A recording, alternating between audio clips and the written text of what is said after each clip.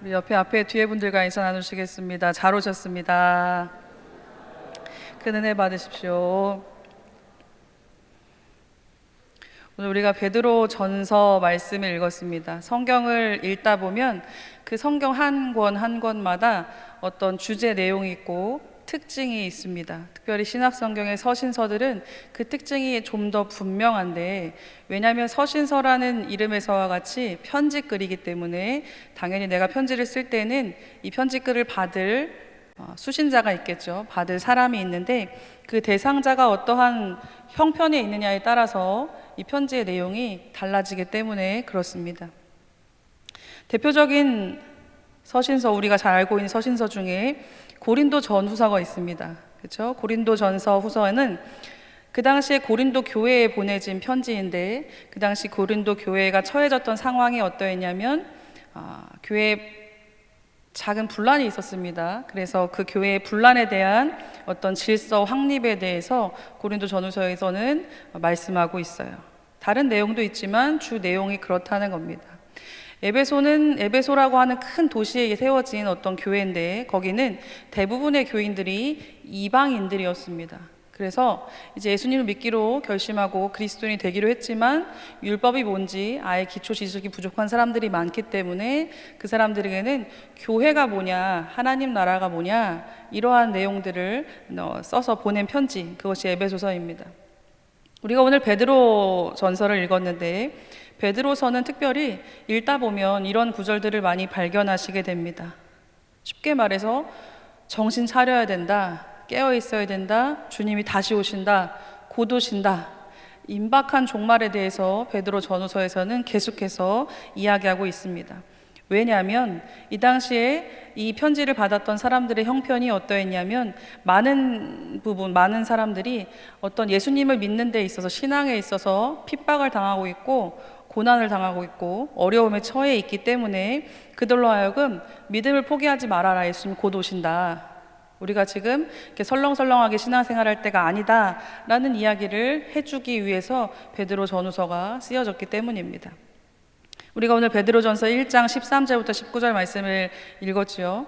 여기 나오는 말씀도 그러한 내용입니다. 13절, 우리가 읽은 말씀 중에 첫 번째 구절이 어떤 말씀으로 시작이 됩니까? 13절 말씀에 그러므로 너희 마음에 허리를 동이고 근신하여 예수 그리스도께서 나타나실 때에 너에게 가져다 주실 은혜를 온전히 바랄지어다 라는 말씀에 시작이 됩니다. 너희 마음의 허리를 동이라 라고 했습니다. 허리를 동인다, 쫄라맨다는 뜻이죠. 이런 표현을 언제 쓰십니까? 결심하실 때 심춘환 원사님 허리를 동이십니까? 네, 비슷한 내용입니다.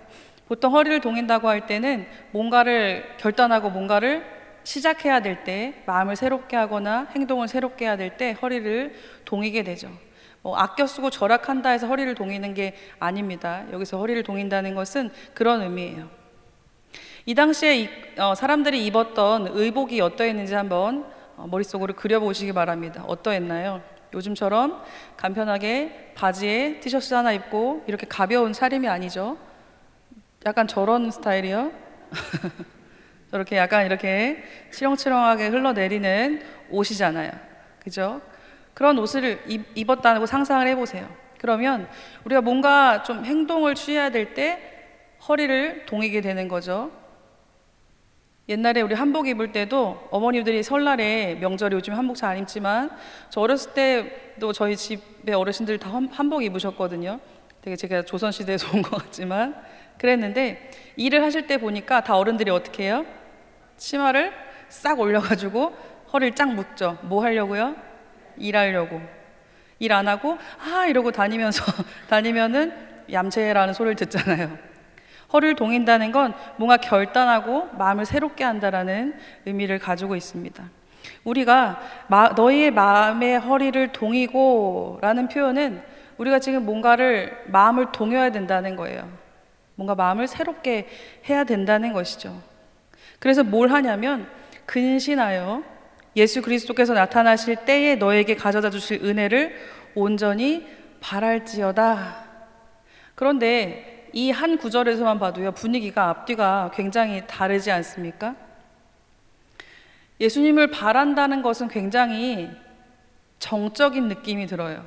가만히 앉아서 예수님을 기다림, 하늘을 바라봄, 정적인 느낌이잖아요.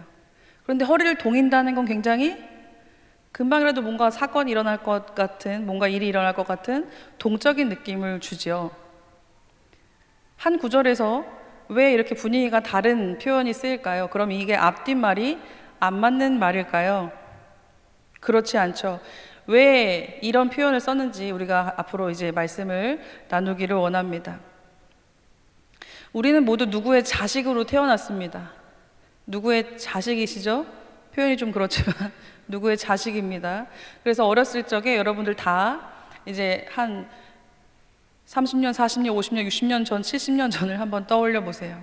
여러분들께서, 성도님들께서 자라나실 때에 동네 분들이 아니면 친척분들이 아우 얘 누구 닮았다 라는 표현 들어보셨나요? 얘 엄마 닮았네, 얘 아빠 닮았네, 특이하게 얘 고모 닮았네, 삼촌 닮았네, 이런 사람들도 있죠. 할머니 닮았네, 할아버지 닮았네. 다 우리는 누군가를 닮았다는 소리를 한 번 이상씩은 다 들어보셨을 것 같아요. 이 유전자라는 게 참 무서워서 닮기 싫어도 외형적인 것이나 또 행동이나 이런 게 닮더라고요. 그리고 이제 여러분들께서 이제 결혼하셔서 자식을 낳아 보니까 그 자식을 보면서도 뭐가 보이세요? 예, 이 자식도 누구를 닮았어요. 내 아내를 닮았고, 내 남편을 닮았고, 내 시어머니 닮고 누구를 닮았어요. 사람이 이렇게 DNA가 우리 가운데 있어서 다 누군가를 닮는다는 겁니다. 누구나 예외 없이 그렇습니다.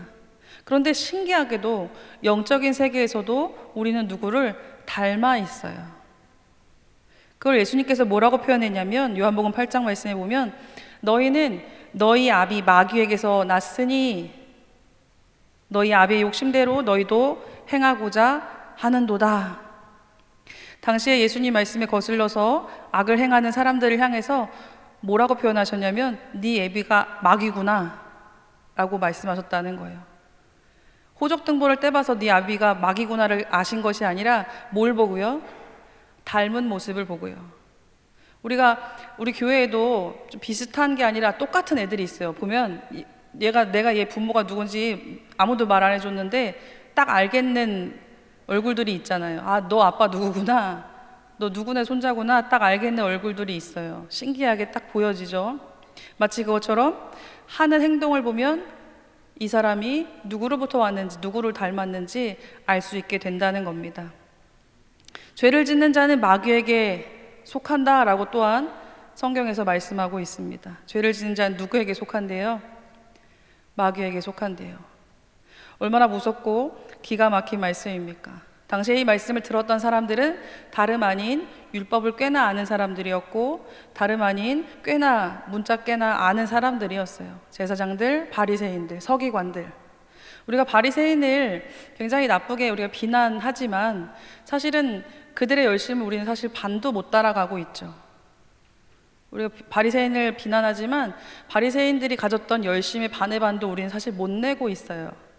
근데 우리는 그마저도 바리새인을 비난하는데 어쨌든 그들이 신앙적인, 물론 잘못된 방법이었지만 신앙적으로 굉장히 열성을 가지고 했었는데 그들을 향해서 예수님이 너희는 너희 아비 마귀에게서 났다.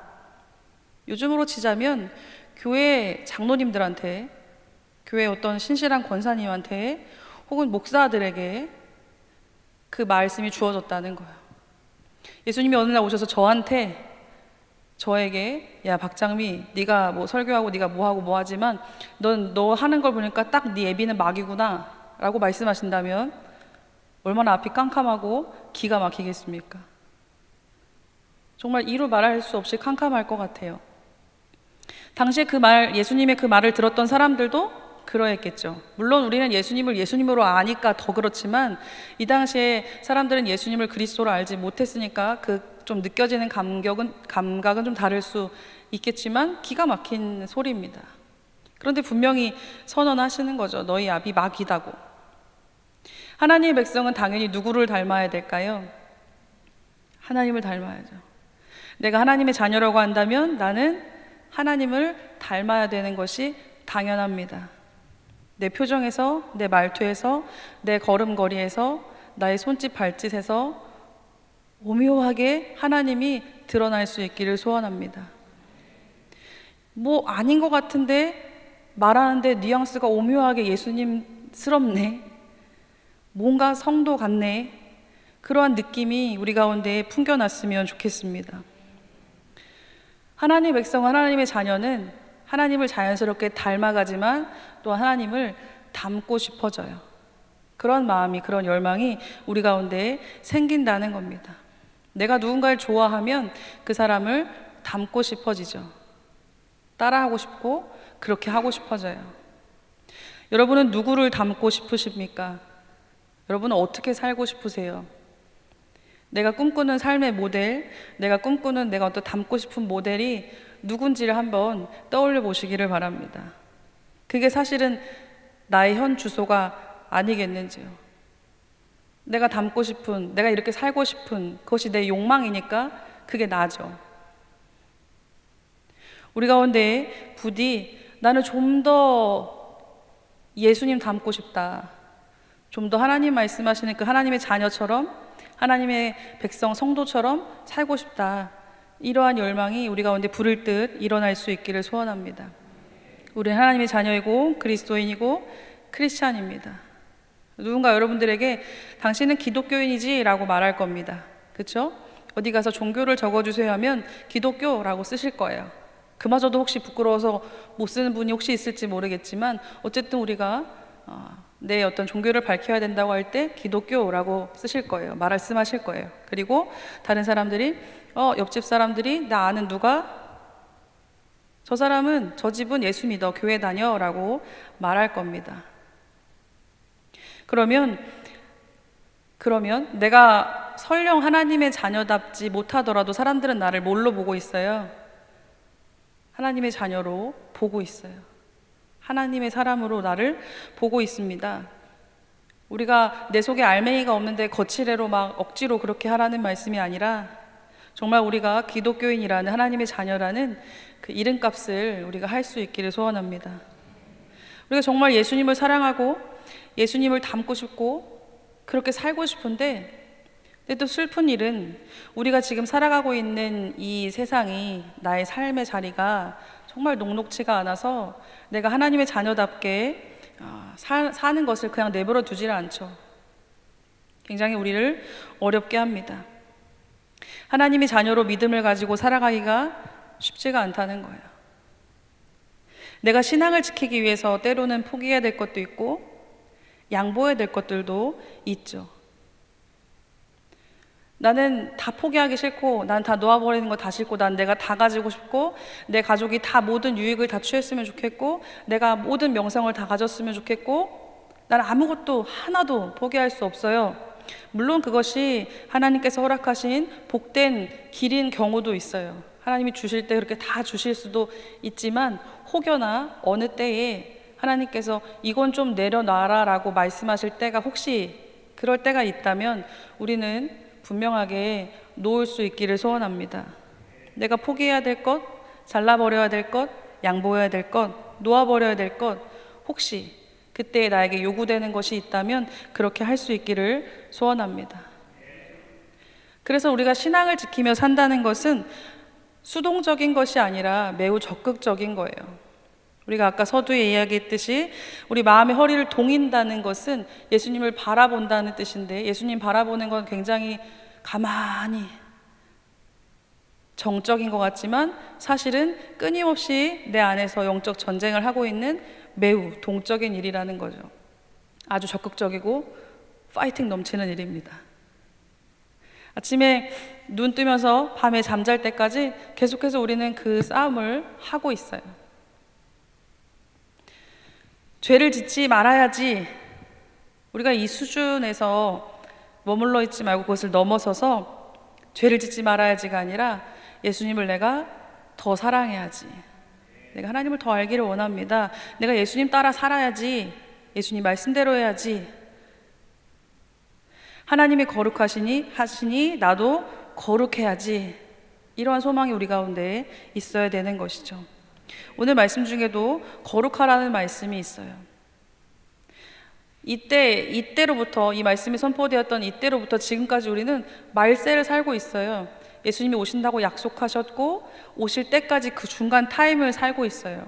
예수님이 지금 2000년 가까이 2000 넘게 안 오셨으니까 앞으로도 안 오시겠지가 아니라 2000년 동안 살았던 사람들의 그 시간 속에서 아직 안 오셨고, 혹시 우리 때 오실 수도 있고 10년 뒤에 오실 수도, 혹은 100년 뒤에 오실 수도 있어요.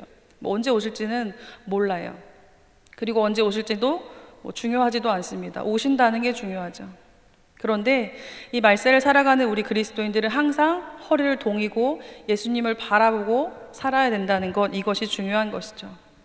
그리고 그 살아가는 자세에 있어서 가장 극명하게 중요한 게 뭐냐면 거룩해야 된다는 겁니다. 거룩이라는 것은 구분된다는 것입니다. 구별돼야 된다는 거예요.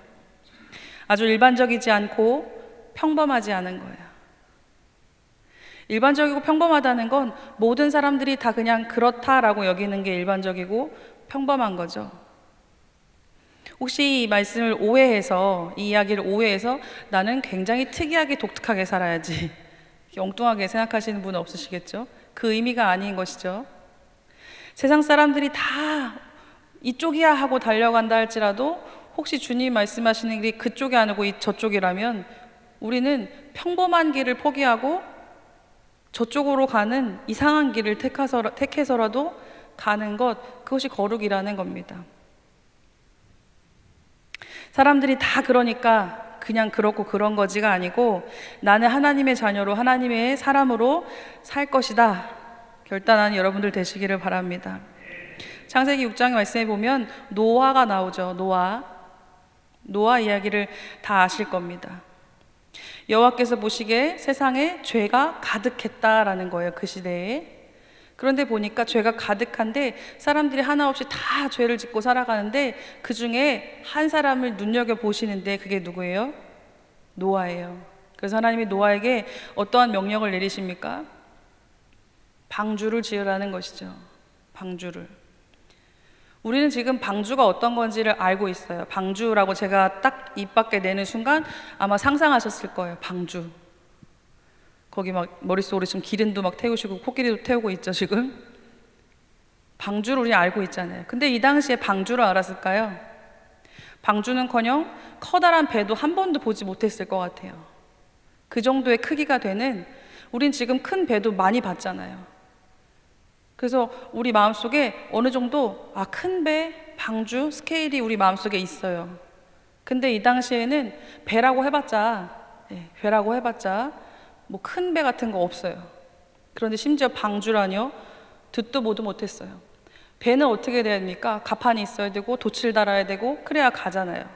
그런데 방주는 뭐예요? 똘똘 싸가지고 막 상자처럼 만들어요. 이건 말도 안 되는 일이잖아요. 다행히 하나님이 야 방주를 만들어 라고 하지 않으시고 아주 세밀하게 치밀하게 설계도를 다 주셨어요. 뭐 우리로 표현하면 길이는 몇 센치로 하고 높이는 몇 센치로 하고 막 이렇게 다 치수까지 다 알려주시고, 창문은 몇 개 내고 그 나무들은 어떤 나무를 쓰고 나무를 엮을 때는 어떠한 재료를 써야 되고 이런 것까지 아주 세밀하게 다 알려주셨습니다. 노아가 할 일은 이제 뭐예요? 알려주신 그대로 하기만 하면 돼요. 쉽죠?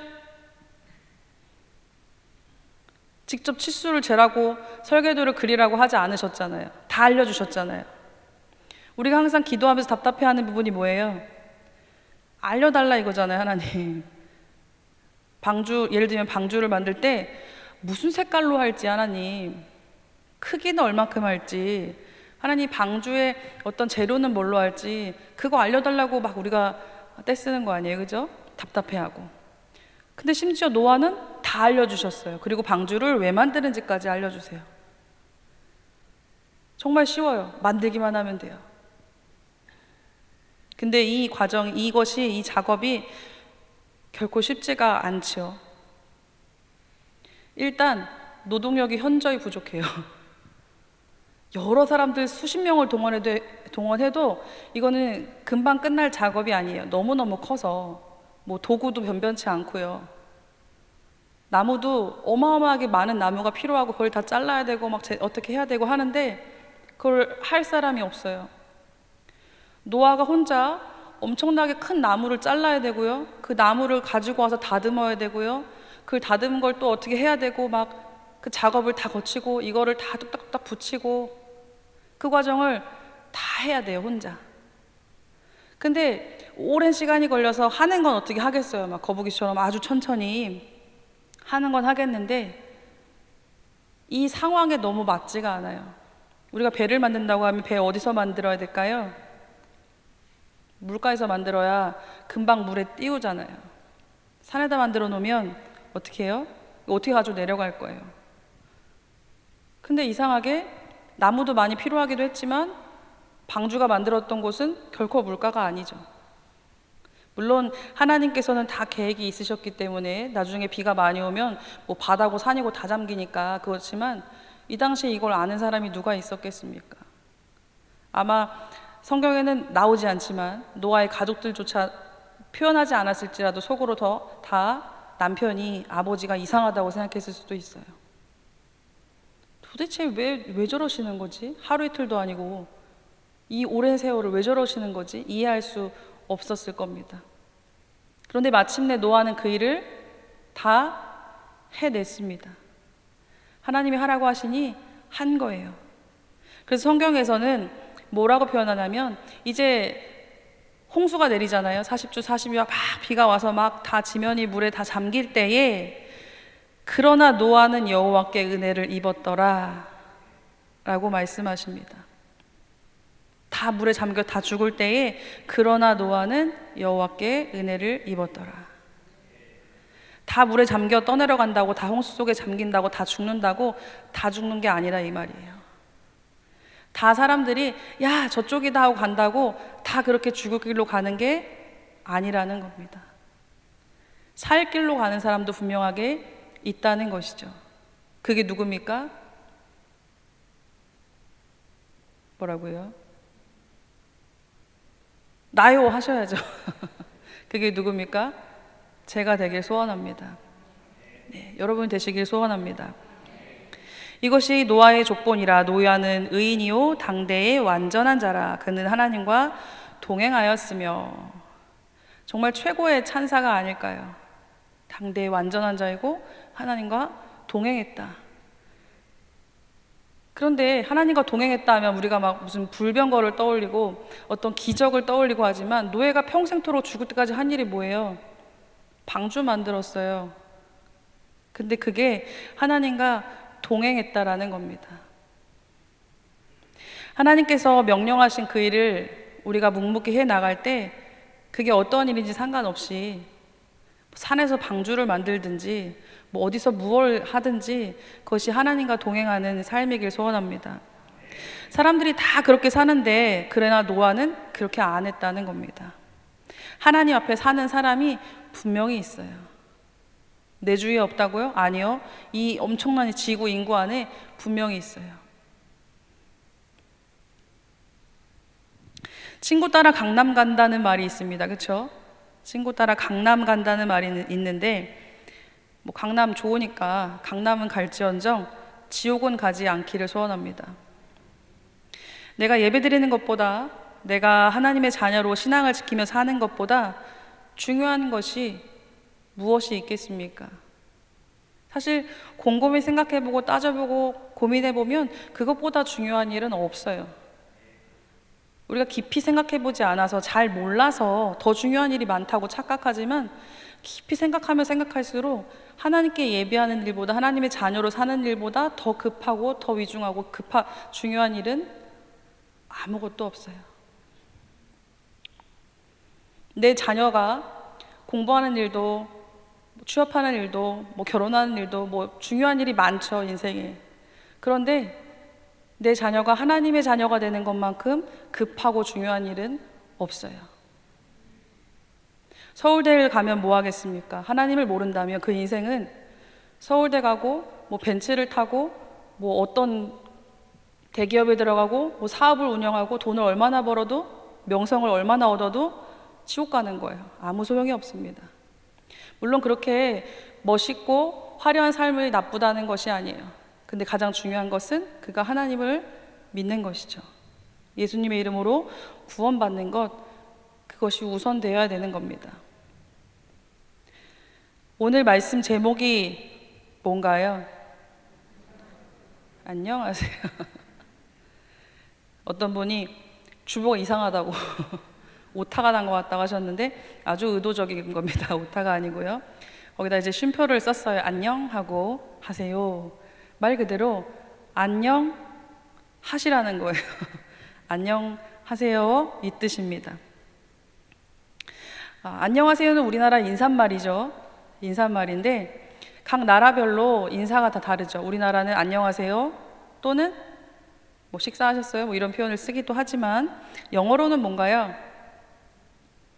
네, 뭐 헬로 하기도 하고 아침에는 굿모닝, 굿 애프터눈, 굿 이브닝. 제가 영어까지 밖에 못하니까 영어까지만 하겠습니다. 근데 뭐 프랑스어든 중국어든 뭐 일본어든 어느 나라 말이든 표현은 달라요. 언어가 다르니까 표현은 다르지만 그 안에 들어있는 뜻은 다 비슷해요. 다 어떤 뜻입니까? 내가 인사하고 있는 그 상대방에게 평안을 빌어주는 내용이에요. 당신이 잘 됐으면 좋겠습니다. 당신이 기쁘고 행복했으면 좋겠습니다. 이 뜻이에요. 우리나라 말도 안녕하세요도 뭐예요? 당신이 안녕하길 바란다는 겁니다. 안녕이라는 말을 국어사전에 찾아보니까 이런 뜻이에요. 아무 탈 없이 평안함. 그게 안녕이래요. 우리 옆에 분들한테 인사해 보실까요? 안녕하세요. 당신이 아무 일 없이 아무 탈 없이 평안하기를 바랍니다. 그럼 과연 이 안녕이라는 게 상황에 따라서 또 다를 수 있잖아요. 예를 들면 전쟁이 잦은 시기의 안녕은 어젯밤 내가 죽지 않고 아침에 살아있는 게 안녕이에요. 배가 고픈 시기에는 내가 배고 옳지 않고 배부른 게 안녕이에요. 아픈 사람한테는 내가 어제보다 오늘 덜 아픈 거, 오늘 좀 건강한 게, 힘이 있는 게 안녕이에요. 맨날 골머리 썩고 막 고민이 많은 사람들한테는 오늘 아무 일 없이 무사히 지나간 게 안녕이에요. 사람마다 상황에 따라 안녕이 다를 수 있겠죠. 그런데 이런 안녕 다 좋아요. 다 좋지만 이런 안녕들이 다 우리 가운데 있었으면 좋겠지만 그런데 사실 사람에게 있어서 가장 필요한 안녕은 가장 큰 안녕은 뭘까요? 내 영혼이 잘된 같이 범사가 잘 되는 게 가장 큰 안녕입니다. 여러분의 영혼이 잘 되시기를 바랍니다. 영혼이 잘 되는 게 뭘까요?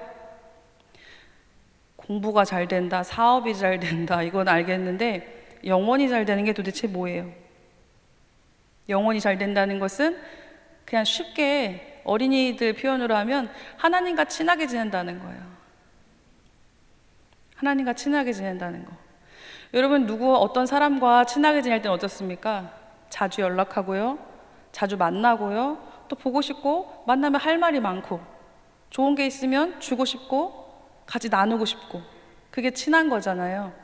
우리는 10년 만에 만나도 어제 만난 것 같이 친하고 막 이런 그런 관계도 있지만 친하다는 거는 가깝다는 거예요. 그리고 아무 문제가 서로 간에 없다는 거죠. 하나님과 친한 것도 마찬가지입니다. 내가 주님을 내 안에 모시고 사는 것이죠. 내가 어떤 한 걸음걸음마다 내가 생각하는 것마다 내가 말하는 것마다 내가 선택하는 것마다 주님이 계신 겁니다. 그것이 하나님과 친한 것, 영혼이 잘 되는 거예요. 여러분의 영혼이 부디 잘 되시기를 바랍니다. 가장 큰 안녕이 여러분 삶 가운데 있어야 됩니다. 하나님과의 바른 관계 속에 있으면서 하나님을 나의 구주로 모시고 사는 것, 하나님을 내 진짜 아버지로 모시고 살면서 그분의 뜻 안에서 살아가고 있는 것, 성도들에게 요구되는 최고의 삶의 모범은 영혼이 안녕한 것입니다. 우리가 안녕하세요 인사 많이 하고 요즘 뭐 어떻게 지내요? 건강은 어때요? 뭐 집안 뭐 사정은 어때요? 뭐 자녀들은 뭐 어떻게 공부 잘하고 있습니까? 어떻게 삽니까? 많은 안부를 묻습니다. 그런데 사실은 저는 그냥 의식상으로 그런 질문들을 많이 하지만 사실 목사님들은 대놓고 상처받을까봐 표현은 못하지만 늘 마음속에 그게 있을 것 같아요. 당신 영혼은 지금 안녕합니까? 하나님과 친하게 지내고 있어요? 라는 물음이 늘 깊숙이 있어요. 근데 그렇게 대놓고 물어보면 목사님이 내가 지난밤 한 일을 알고 계시구나 오해하고 상처받을까봐 말을 자주 못하지만 늘 그 물음이 이제 있죠, 속에. 여러분이 여러분 스스로에게도 늘 안녕하라고 인사해 주시고, 여러분이 다른 어떤 성도들이나 누구한테 인사하실 때도 진심으로 당신의 영혼이 안녕하기를 바랍니다. 진짜 찐 안녕, 진짜 찐 안녕, 큰 안녕이 있기를 바랍니다 라는 마음으로 인사하시기를 바라요. 우리 이제 그 말씀을 들었으니까 다시 인사해 보실까요? 그 마음을 속에 담아서 인사하시는 거예요. 안녕하세요.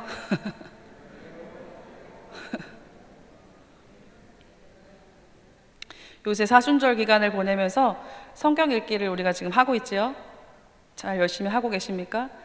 지금 약간 하프타임 넘어가면서 현격히 댓글이 줄어들고 뭔가 보시는데 읽으시는데 댓글을 안 다시는 것 뿐이라고 저는 믿고 싶습니다. 읽고 계시죠? 네. 안 읽으면 누구 손일까요? 여러분 손이죠. 내 손이죠. 말씀을 꼭 읽으시기를 바라요. 우리가 전교인 사순절 성경 읽기를 하고 있는데 굉장히 귀한 기회입니다. 너무나 좋은 기회고 너무나 좋은 시간이에요. 사실 옛날로부터 예전부터 중세시대에 더욱 그랬지만 사실은 이제 지도자들은 백성들이 혹은 교회로 표현한다면 성직자들이 이 성도들이 성경을 많이 알지 않기를 원했어요. 근데 우리 담임 목사님이 읽으라고 하시니까 얼마나 감사해요. 성경을 좀 아시라는 거예요. 왜 그럴까요? 왜 성경을 안 보기를 원해요? 너무 많이 알까 봐. 너무 성경을 많이 알면 어떻게 해요? 막 아무 말이나 해야 되는데 아무 말이나 못 하잖아요. 그래서 옛날에 중세시대 때 면죄부를 팔고 할 수 있었던 이유가 뭐예요? 지금 같으면 말도 안 되거든요. 면죄부가 뭐예요? 당신의 부모가 연옥에 지금 극명하게 천국 갈 만한 사람이 아니어서 연옥에 지금 이 중간 단계에 머물러 있는데, 당신이 이 헌금을 하는 순간 이 동전이 이제 금화가 헌금함에 떨어져서 쨍글 하는 순간 당신 어머니 아버지 당신 형제 영혼이 천국으로 슉 올라간다는 거예요. 되게 웃기죠? 말이 안 되죠? 유치하죠? 근데 그 말을 믿었어요. 왜요? 성경을 몰라서. 그래서 성경을 알아야 되는 것이죠. 요즘 세간을 떠들썩하게 하는 막 JMS 막 이런 사건들도 말이 안 되잖아요. 보면 아니 어떻게 저런 데 현혹되지? 설교하는 거 들어보면 뭐 말 같지도 않아요. 근데 어떻게 저 말을 믿지 하는데 왜 그게 가능할까요? 성경을 몰라서. 그냥 그 교주가 하는 말이 단 줄 아는 거예요. 성경을 읽는 것이 굉장히 중요합니다. 여러분의 영혼을 위해서, 여러분의 영혼의 안녕을 위해서 성경을 읽는 것이 중요해요. 담임 목사님이 성경을 읽으라는 것이 여러분 괴롭히려고 하는 것이 아니라 여러분의 영혼의 안녕을 위해서 읽으라는 거니까 경각심을 가지고 내일부터는 성경을 읽어야겠다. 요즘 우리가 소회연서를 읽고 있습니다. 오늘 어디 읽었는지 기억하세요? 뭐 스짝 들어가는 것 같긴 한데 아모스 읽었습니다. 그렇죠? 아모스라는 게 성경에 있더라고요. 그죠? 아모스를 읽었는데 계속 우리가 뭐 에스겔 읽었고 다니엘 읽었고 이렇게 쭉쭉 넘어오면서 그 성경에서 말하고 있는, 계속해서 질타하고 있는 대상이 이스라엘이 아니고 유다가 아니고 사실은 나구나, 이것도 우리가 깨닫게 되잖아요. 영혼이 잘 되는 길이죠. 네. 안녕하기 위해서 성경을 읽으시고, 안녕하기 위해서 기도하시고, 안녕하기 위해서 예배에 최선을 다하시는 여러분들 되시기를 소원합니다. 기도하겠습니다. 하나님 감사합니다. 오늘도 주님께서 함께 해주셔서 예배 드릴 수 있도록 인도하여 주셔서 감사합니다. 들은 말씀 중에 한 구절이라도 내 마음에 품고 영적으로 새로워질 수 있기를 소원합니다. 더 기도하고 하나님을 사랑할 줄 아는 하나님의 백성 될 수 있도록 주님 도와주시옵소서. 감사합니다. 예수님의 이름으로 기도드립니다. 아멘.